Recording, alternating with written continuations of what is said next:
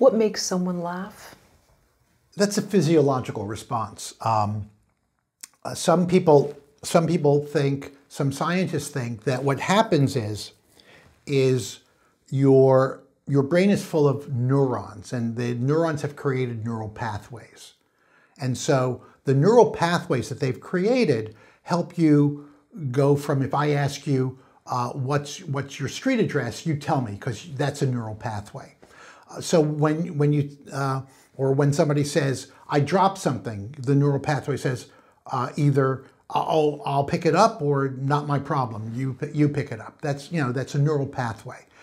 When you hear a joke, the joke is kind of fooling the neural pathway that it's going to go down the same pathway, and then it kind of creates a different neural pathway, which, because the brain is based on electricity, and I'm, as you can tell, I'm not a scientist, but what happens is there's kind of almost an explosion that happens in the brain, because it has to, all of a sudden change gears, change directions. It's literally creating a new neural pathway in the brain, and that creates kind of a physiological response where your air is being brought up, and it comes out in laughter. We see this in babies. We see this in chimpanzees. This response where something is surprising, but not dangerous, and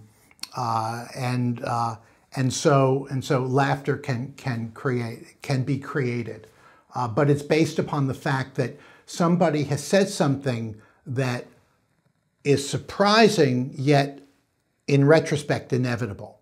If it's surprising but makes no sense, you just kind of go, huh? If it's not surprising, then you're just going to go, okay.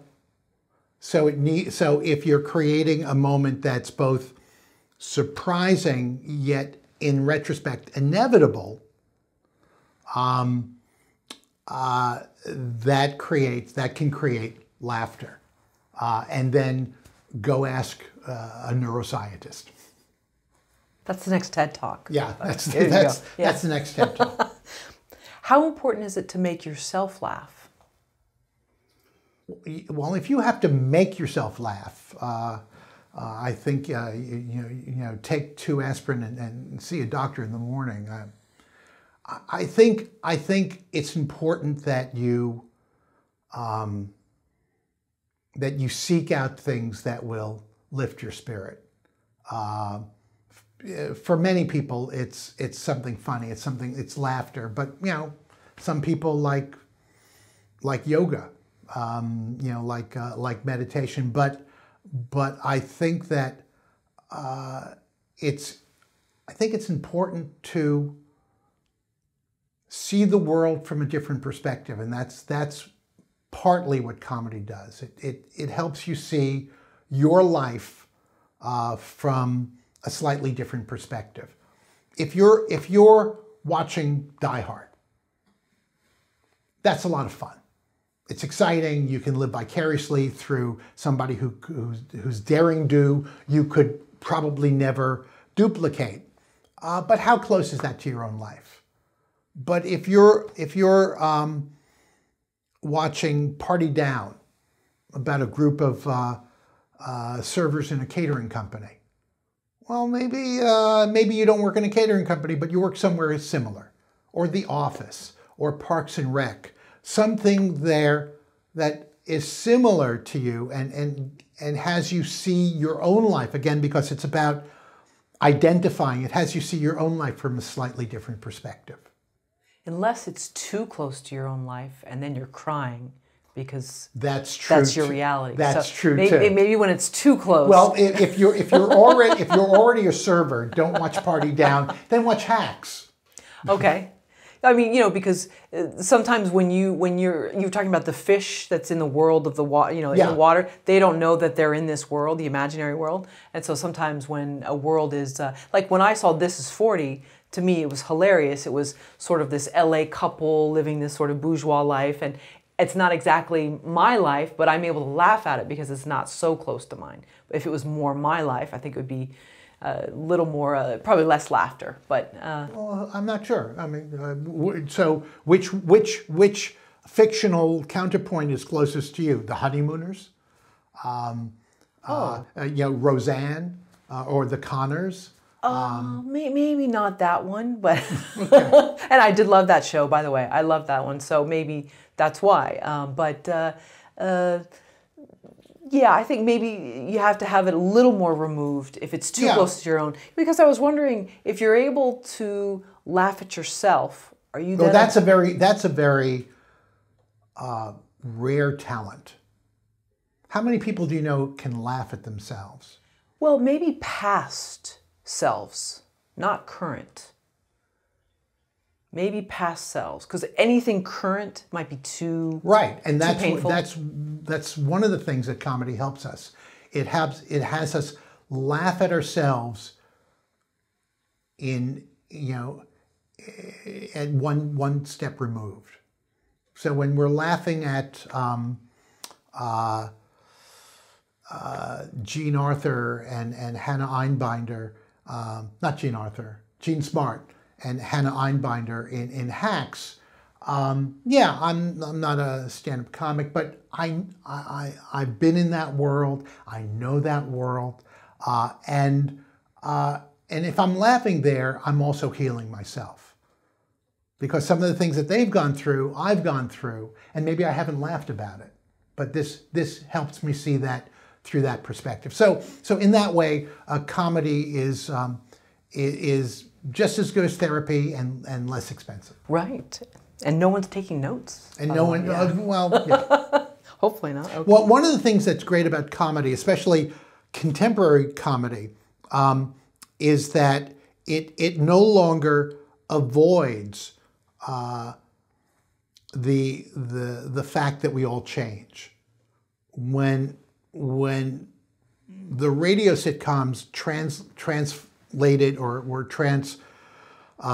transformed into television sitcoms, the formula was a central character who had a good sense of humor, would solve a solvable problem in 22 minutes by interacting with a small group of characters, and everything stayed the same. So that any one episode of a sitcom is viewable because any other episode of the sitcom was basically the same dynamics. And that was okay. But what's changed because of cable, because of streaming, just because of people's tastes, is that what you see now is that characters in sitcoms all change.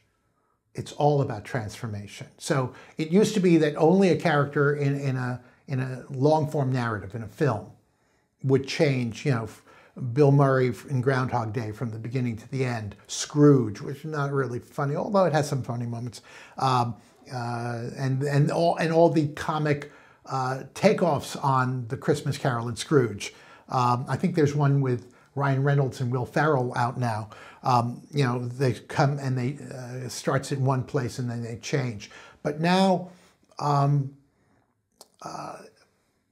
with Hacks, with Ted Lasso, Somewhere, Someplace, I think that's the name of it. It's this thing that takes place in Oklahoma. Reservation Dogs. It's all about change. It's all about what happens as we're changing, what happens to make us change, what happens as we resist change in a way that isn't just This Is Us. Which, by the way, for those of you who like This Is Us, that's okay. I hated it. If a writer is having a script reading, what cues will they pick up on to know that the script is no longer funny? The crickets, the silence. I think it's important that if you're having a script reading, you record the entire event, because at a certain point, you won't be able to listen or observe objectively anymore. And so record the entire event, because it'll surprise you. The things that you thought didn't go well, you'll hear, you might hear more response than you thought there was, because maybe you were fixated on this didn't go well or that didn't go well.